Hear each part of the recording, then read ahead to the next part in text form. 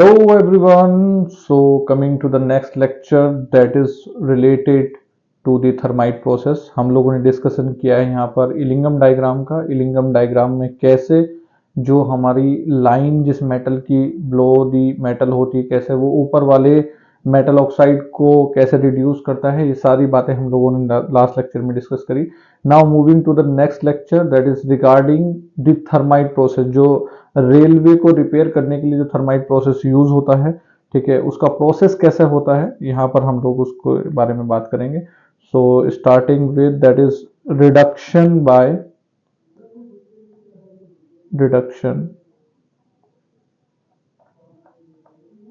Bye aluminium और magnesium, जिसको हम लोग दूसरे नाम से जानते हैं that is gold Smith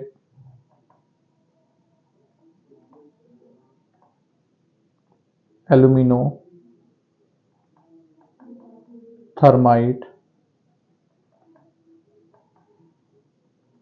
gold Smith alumino thermite process, या बेसिक नेम में अगर बात करें इसे तो थर्माइट रिडक्शन भी हम लोग इसको बोल देते हैं, थर्माइट रिडक्शन।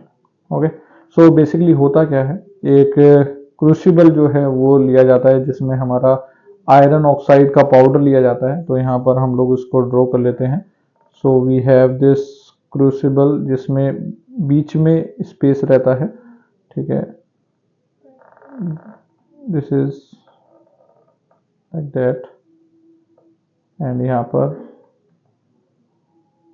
बीच में ये गैप जिससे कि जब वो सॉल्यूशन फॉर्म होता है तो उसको रिलीज कर सके यहाँ से। एंड इस तरह का एक बाउल शेप में हमारा एक क्रूसिबल रहता है जिसमें पहले से पाउडर्ड आयरन ऑक्साइड रहता है, ठीक है, उसमें Fe2O3 रहता है। हम लोग इसमें पाउडर्ड फॉर्म में ही एल्यूमिनियम जो है वो मिक्स करते हैं। एंड अलोंग विद दिस एक मैग्नीशियम टेप होती है जिस पर हमारे कुछ ऐसे ऑक्साइड्स होते हैं जो ऑक्सीजन प्रोड्यूसर होते हैं। तो एक मैग्नीशियम टेप इग्नाइट की जाती है यहाँ पर। एंड जब ये हम प्रोसेस जब हम यहाँ इग्निशन करते हैं तो इग्निशन इस टेम्परेचर पर जाता है जहां पर हमारी एल्यूमिनियम जो है वो वर्क करती है through the reduction of iron oxide, ठीक है। तो यहाँ पर आयरन से ऑक्सीजन छीना, जो लिंगम डायग्राम का सिचुएशन कि उस टेम्परेचर पर जब एल्यूमिनियम की लाइन जो होती है वो आयरन से नीचे होती है तो एल्यूमिनियम कैपेबल होता है आयरन को रिड्यूस करने के लिए, आयरन के ऑक्साइड को रिड्यूस करने के लिए। तो उस टेम्परेचर पर बेसिकली ये रिएक्शन होती है Fe2O3 प्लस एल्यूमिनियम बैलेंस करने के लिए 2 एल्यूमिनियम, एंड यहाँ पर हमें मिलता है दैट इज 2Fe लिक्विड। अच्छा, ये लिक्विड क्यों बन पाया, क्योंकि जब ये रिएक्शन होती है तो इतना एक्सोथर्मिक रिएक्शन होता है ये कि इसका टेम्परेचर पहुंच जाता है 1600 से 1700 डिग्री सेल्सियस, मतलब that is highly highly exothermic reaction होती है ये। एंड यहाँ पर जो टेम्परेचर होता है वो around 1600 to 1700 degree Celsius temperature होता है। एंड ये सिर्फ यही रिएक्शन नहीं होती है, मेजर कंपोनेंट जो होता है वो आयरन ऑक्साइड होता है। एंड अदर ऑक्साइड की अगर बात करें जैसे क्रोमियम ऑक्साइड है उसका भी रिडक्शन होता है एल्यूमिनियम के साथ, एंड यहाँ पर हमारा मिलता है, अच्छा, इसके साथ एल्यूमिनियम का ऑक्साइड मिलता है Al2O3। एंड ये सारी रिएक्शन का जो डेल्टा H है वो हमारा क्या होता है, negative. Okay, and next reaction यहाँ पर मिलेगा 2 क्रोमियम लिक्विड में प्लस Al2O3, एंड इसका भी डेल्टा H होगा हमारा निगेटिव। कुछ अदर ऑक्साइड्स हैं जैसे हम यहाँ पर एक रिएक्शन लिख लेते हैं, जो मेजर कंपोनेंट होता है वो आयरन क्रोमियम का होता है, ठीक है। ये सब हाई टेम्परेचर पर रिएक्शन होने वाली है और सबका फंडामेंटल वही है कि इलिंगम डायग्राम में एल्यूमिनियम की लाइन क्योंकि इनके ऑक्साइड्स के नीचे है तो aluminium is capable to reduce the oxides of this metal, ठीक है। तो यहाँ पे अदर मेटल ऑक्साइड्स की अगर मैं बात करूँ तो Mn3O4 मैग्नीज का ऑक्साइड विद एल्यूमिनियम रिएक्ट करके हमें यहाँ मिलेगा, जैसे 3 मॉलिक्यूल्स हैं तो 9 मैंगनीज, ये सब मिलेंगे लिक्विड फॉर्म में और मिलेगा यहाँ पे साथ में हमें एल्यूमिनियम का ऑक्साइड। ओके, जितने भी अदर मेटल फॉर्म हो रहे हैं बेसिकली मिक्स कर कर एक ऐसा कंपोजिशन बनाएंगे जो हमारा रेल होता है, रेल की जो पट्टी जब क्रैक कर जाती है तो उसका जो कंपोजिशन होता है उसके सिमिलर कंपोजिशन इसमें बनता है। यहाँ पे SiO2 का भी एल्यूमिनियम के साथ रिएक्शन होकर हमें मिलता है सिलिकॉन विद एल्यूमिनियम ऑक्साइड। कुछ अदर रिएक्शंस जैसे TiO2, टाइटेनियम भी जो है यहाँ पर एल्यूमिनियम के साथ रिएक्शन करके बनाता है titanium in liquid plus Al2O3 and the last reaction is 2NbO plus 2 aluminium and ये मिलकर बनता है, यहाँ लग जाएगा 3NbO, this is 3Nb plus Al2O3। तो ये सारे मेटल्स मिक्स हो जाते हैं एंड इसका एक आफ्टर पिक्चर अगर हम लोग यहाँ पर बनाएं, ठीक है, तो कुछ इस तरह से बन जाएगा कि ये हमारी क्रूसिबल थी एंड अब जो सॉल्यूशन है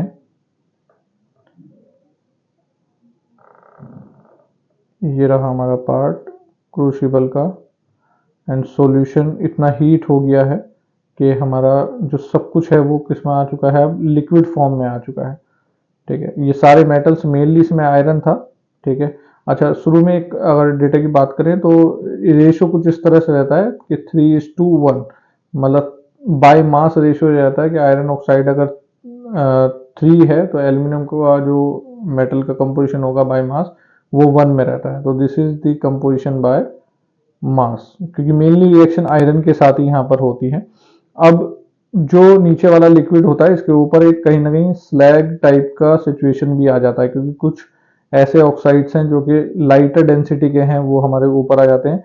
मेनली जो नीचे रहता है वो हमारा क्या रहता है, आयरन रहता है, आयरन इन लिक्विड फॉर्म।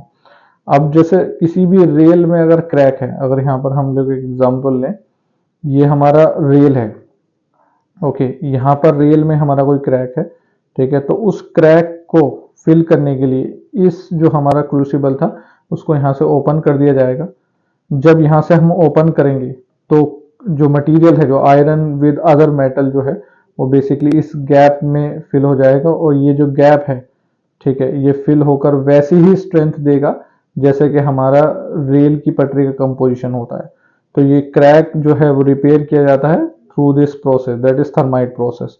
तो यहाँ इस पूरे प्रोसेस में अगर मैं बात करूं तो एल्यूमिनियम जो है वो रिड्यूसिंग एजेंट की तरह काम किया है एंड जो क्रोमियम के ऑक्साइड्स हैं और जो मैंगनीज के ऑक्साइड्स हैं वो भी यहाँ पर रिड्यूस हुए हैं इस मेथड से। तो यहाँ पर लिखेंगे that is aluminium act as reducing agent that is due to high electropositive nature and electropositive nature को ही कहीं ना कहीं हमने रिंगम डायग्राम में भी इस चीज को एक्सप्लेन किया ही है।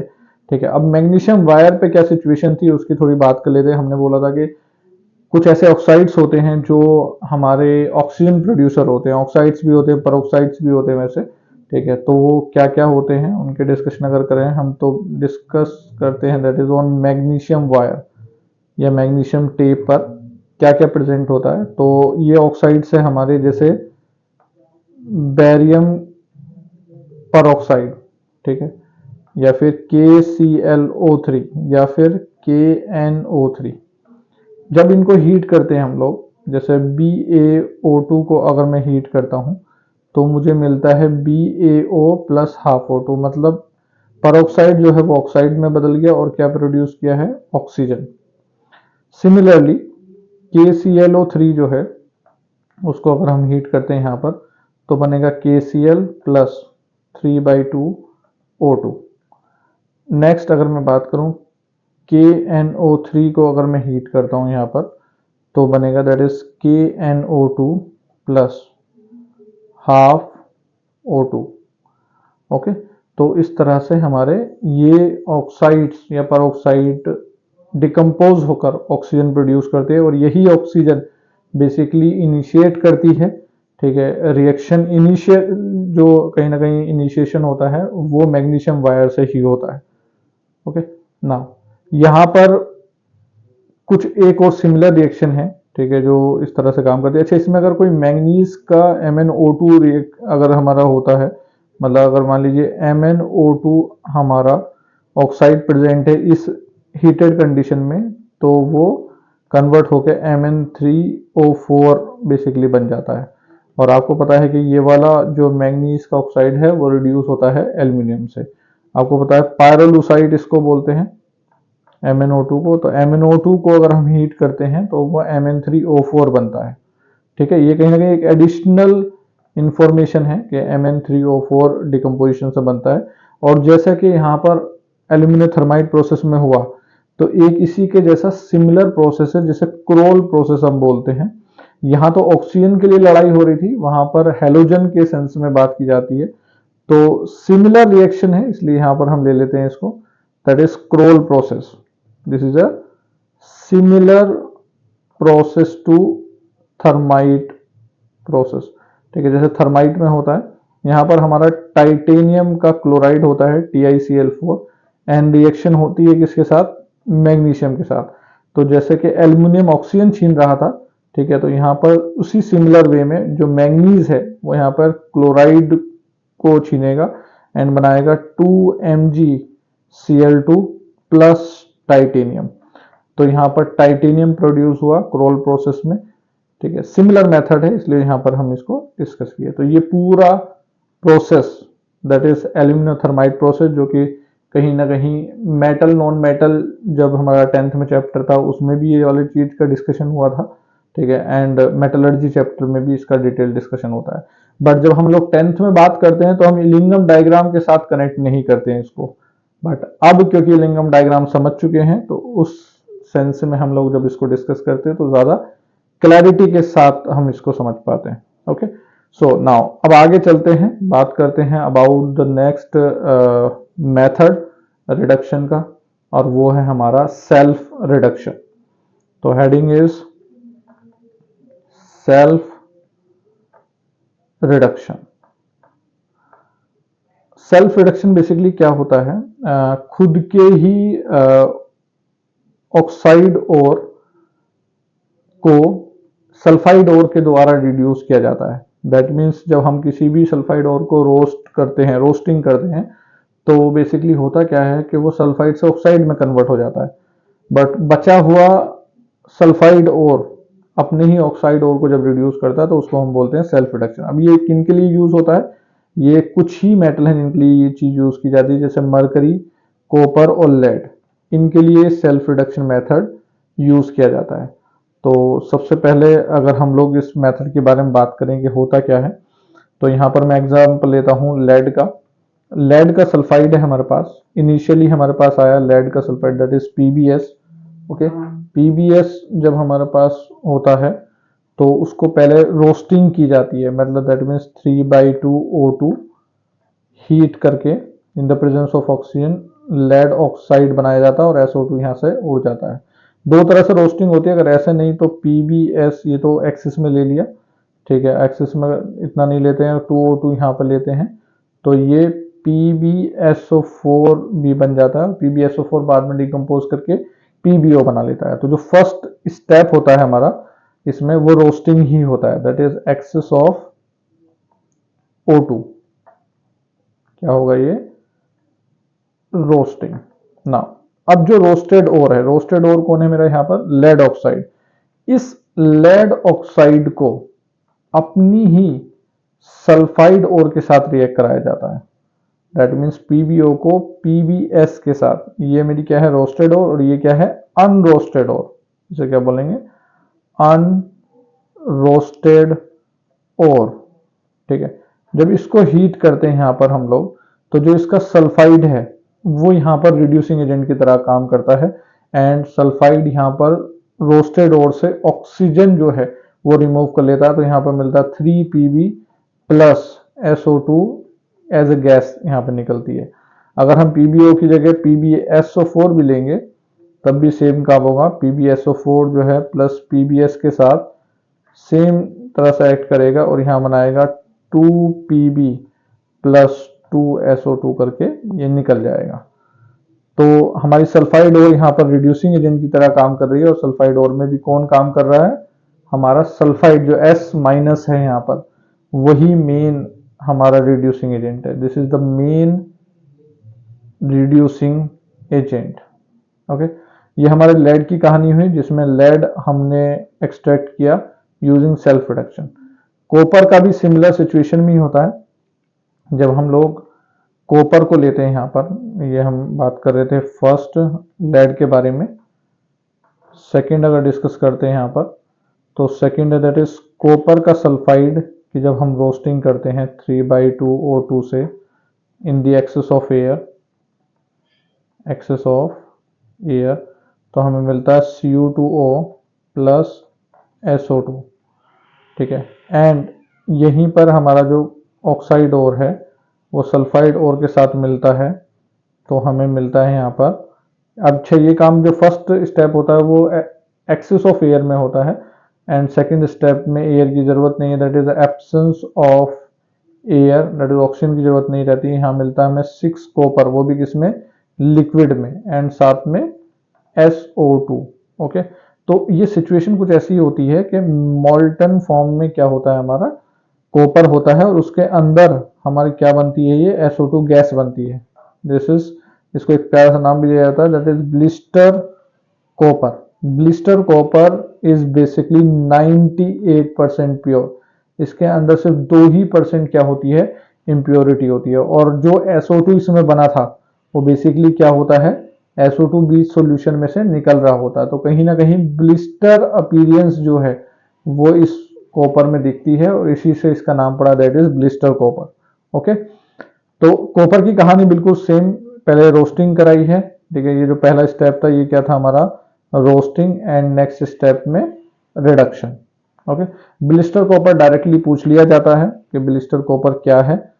ओके, तो यहाँ पर ब्लिस्टर कॉपर को ध्यान रखना है कि जो सेल्फ रिडक्शन से प्रोड्यूस होने वाला कॉपर है उसे ब्लिस्टर कॉपर हम यहाँ पर बोलते हैं। ओके, थर्ड अगर मैं बात करता हूँ मरकरी के बारे में, तो HgS को जब हम लोग O2 के साथ रिएक्ट कराते हैं और हीट करते हैं तो हमें यहाँ पर मिलता है HgO plus SO2।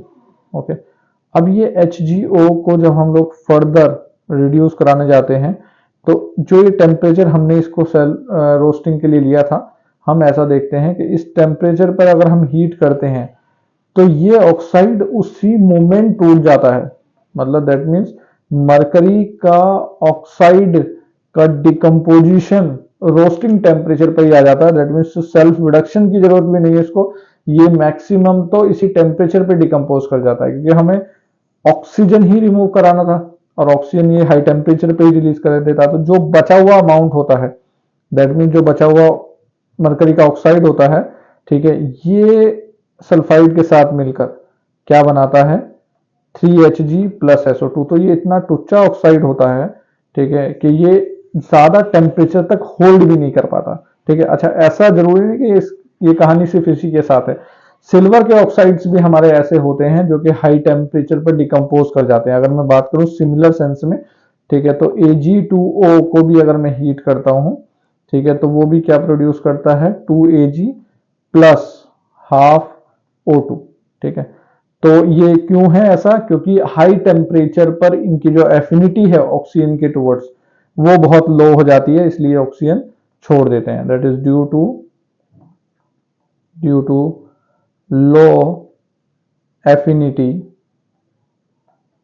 Low affinity for oxygen at high temperature. Okay, तो मरकरी ज़्यादातर यहाँ पर डिकम्पोज कर जाता है। और यहाँ पर अगर पॉइंट की बात करें सेल्फ रिडक्शन के लिए, तो हम यहाँ पर लिखेंगे that is self reduction is nothing but, note करके यहाँ पॉइंट लिखे जाएं, in self reduction method roasted और is reduced by unroasted और रोस्टेड और अनरोस्टेड और से रिड्यूस की जाती है। And in this method is basically used for extraction of metal in presence of sulfide ore। And basically किन के लिए यूज किया जाता है, जिनके जो लोकेशन है, जिनकी जो पोजीशन है, ठीक है, इलिंगम डायग्राम में वो सल्फाइड के ऊपर है, ठीक है, उन्हीं के लिए बेसिकली मेथड यूज किया जाता है। तो यहाँ सल्फाइड और and which position in Ellingham diagram is above sulfur। जिनका लोकेशन या लाइन बोले हम इलिंगम डायग्राम में सल्फर से ऊपर है, उन्हीं के लिए ये मेथड यूज किया जाता है, ठीक है।